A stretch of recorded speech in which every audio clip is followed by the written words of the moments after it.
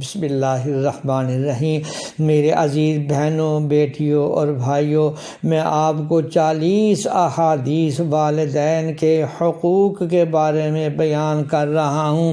آج حدیث نمبر 37 کا ترجمہ پیش کرتا ہوں کہ حضرت ابو طفیل نے بیان فرمایا کہ میں نے حضور صلی اللہ علیہ وسلم کو دیکھا، آپ مقام جعرانہ میں گوشت تقسیم فرما رہے تھے۔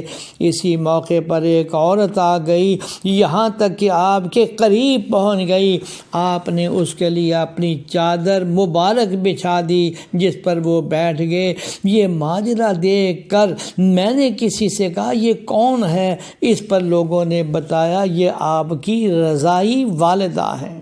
فائدہ: حدیث مذکورہ میں حضرت صلی اللہ علیہ وسلم کے عمل سے یہ بات واضح طور پر سمجھ میں آتی ہے کہ رضائی ماں کا احترام بھی کس قدر اہمیت رکھتا ہے، اور یہی قرآن کریم کی تعلیم ہے۔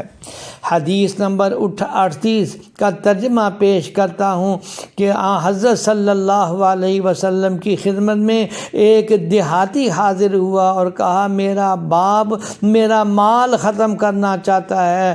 آپ نے فرمایا کہ تو اور تیرا مال تیرے باپ کا ہے، بے شک سب سے پاکیزہ مال وہ ہے جو تم خود محنت کر کے کھاؤ، اور تمہاری اولاد کا مال بھی تمہاری ہی محنت ہے، پس تم اسے کھاؤ خوشی خوشی۔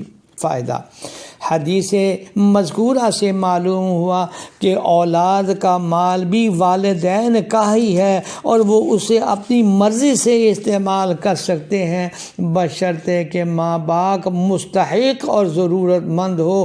یہ بالکل اسی طرح پاکیزہ ہے جیسے ان کا اپنا کمایا ہوا مال ہوتا ہے۔ اللہ جل شانہ ہمیں ماں باپ کی قدر کی توفیق عطا فرمائے۔